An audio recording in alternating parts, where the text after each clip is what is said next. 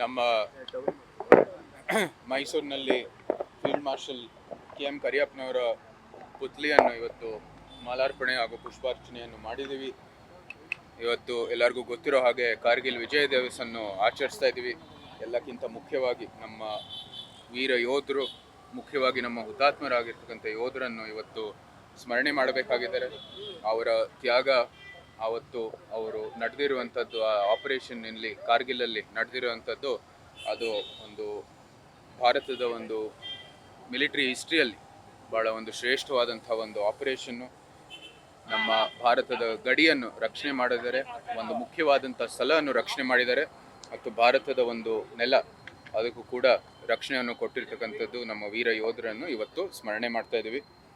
ಸದಾ ಪ್ರತಿದಿನವೂ ಕೂಡ ನಾವು ಅವರ ಒಂದು ಪರಿಶ್ರಮ ತ್ಯಾಗದಿಂದಾನೇ ನಾವತ್ತು ನೆಮ್ಮದಿಯಿಂದ ಬದುಕ್ತಾ ಇದ್ದೀವಿ.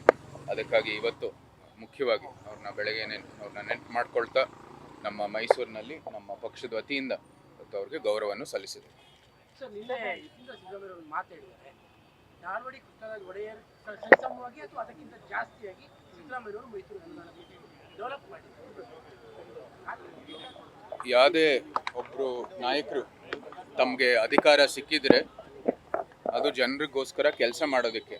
ಅಧಿಕಾರ ಬಂದಿರೋದು ಅದು ಒಂದು ಪಂಡ್ಯಾಟ ಅಲ್ಲ, ಅದು ಒಂದು ಪಂಡ್ಯಾವಳಿ ಅಲ್ಲ. ಅದು ಹಿಂದೆ ಬಹುಶಃ ನಾಲ್ವಡಿಯವ್ರ ಸಮಯದಲ್ಲಿ ಇರ್ಬೋದು, ಅವ್ರ ಹಿಂದೆ ಬಂದಿರತಕ್ಕಂಥ ರಾಜರುಗಳು ಇರ್ಬೋದು, ಪ್ರಜಾಪ್ರಭುತ್ವದ ವ್ಯವಸ್ಥೆಯಲ್ಲಿ ನಮ್ಮ ರಾಜಕಾರಣಿಗಳು ಇರ್ಬೋದು, ಎಲ್ಲರೂ ಸಹ ತಮ್ಮ ಏನು ಜವಾಬ್ದಾರಿ ಇದೆ, ತಮ್ಮ ಕ್ಷೇತ್ರದ ಅಭಿವೃದ್ಧಿಗಾಗಿ ಕೆಲಸ ಮಾಡಬೇಕಾಗಿರುವಂಥ ಜವಾಬ್ದಾರಿ ಇದೆ. ಇದು ನಾನು ಬೇರೆಯವ್ರಿಗಿಂತ ಜಾಸ್ತಿ, ನಮ್ಮ ಹಿಂದೆ ಬಂದಿರೋರಿಗಿಂತ ಜಾಸ್ತಿ ಅಂತ ಗುರಿ ಇಟ್ಕೊಂಡು ಮಾಡುವಂಥದ್ದು ಕೆಲಸ ಅಲ್ಲ. ಇದು ನಮ್ಮ ಕಾಲದಲ್ಲಿ ಜನರ ಆಕಾಂಕ್ಷೆಗಳು, ನಾವೇನು ಆಶ್ವಾಸನೆಗಳು ಕೊಟ್ಟಿದ್ದೀವಿ ಅದ್ರ ಬಗ್ಗೆ ನಾವು ಗಮನ ಹರಿಸಿ ಅದ್ರ ಬಗ್ಗೆ ಒಂದು ಕೆಲಸ ಮಾಡಬೇಕಾಗಿರೋದು ಅತಿ ಅವಶ್ಯ. ಇಂಥ ನಾಯಕರು ನಾನು ಬೇರೆಯವ್ರಿಗಿಂತ ಇವ್ರಿಗಿಂತ ಅವ್ರಿಗಿಂತ ಜಾಸ್ತಿ ಮಾಡಿದ್ದೀನಿ ಅಂತ ಹೋಲಿಕೆ ಮಾಡೋ ಅವಶ್ಯಕತೆ ಇಲ್ಲ. ಮುಖ್ಯಮಂತ್ರಿಯವರಿರ್ಬೋದು, ಈಗ ಡಾಕ್ಟರ್ ಯತೀಂದ್ರ ಅವರಿರ್ಬೋದು, ಇಬ್ಬರೂ ಕೂಡ ಇವತ್ತಿನ ಪ್ರಸ್ತುತ ಏನು ಸಂಕಷ್ಟಗಳು ಇದ್ದಾವೆ ಇಲ್ಲಿ ನಮ್ಮ ರಾಜ್ಯದ ಜನತೆಗಳು, ಅದನ್ನು ಬಗೆಹರಿಸುವಂಥದ್ದು ಪ್ರಯತ್ನ ಮಾಡಬೇಕಾಗಿದೆ. ಏನೇನು ಸಮಸ್ಯೆಗಳಿದೆ ಬಂದು ಬೀದಿಗೆ ಇರ್ಬೋದು ಅಥವಾ ಒಂದು ಸಮಾವೇಶ ಏನಾದರೂ ಒಂದು ಕರೆದು ಇಲ್ಲಿ ನೀವು ಬಂದು ಜನರ ಒಂದು ಸಂಕಷ್ಟಗಳನ್ನು ಪರಿಗಣಿಸಬೇಕಾಗಿರ್ತಕ್ಕಂಥದ್ದು ಅತಿ ಅವಶ್ಯ.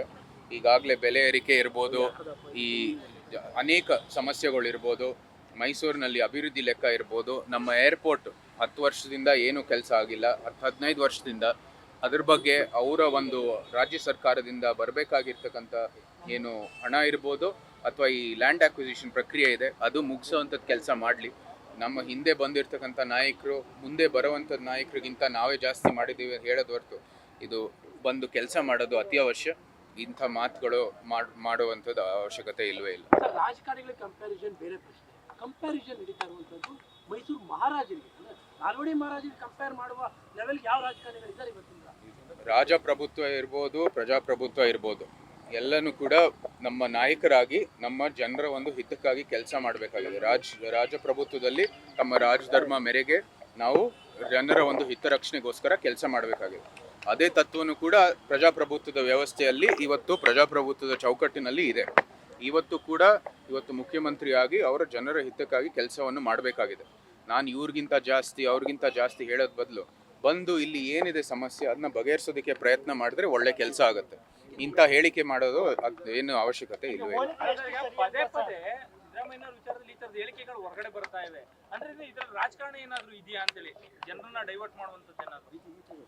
ಜನರನ್ನ ಡೈವರ್ಟ್ ಮಾಡೋದೋ ಇಲ್ವೋ ನೀವು ಕಾಂಗ್ರೆಸ್ನ ಕೇಳಬೇಕಾಗಿದೆ, ನನಗೆ ಗೊತ್ತಿಲ್ಲ. ಅವ್ರು ಹೇಳಿರೋದು ಮಾತು, ಅವ್ರ ಮನಸ್ಸಿನಲ್ಲಿ ಇರುವಂಥದ್ದು ಆಲೋಚನೆ ನಾನೇನು ಬಂದಿಲ್ಲಿ ವಿವರಿಸೋದಕ್ಕೆ ಆಗೋದಿಲ್ಲ.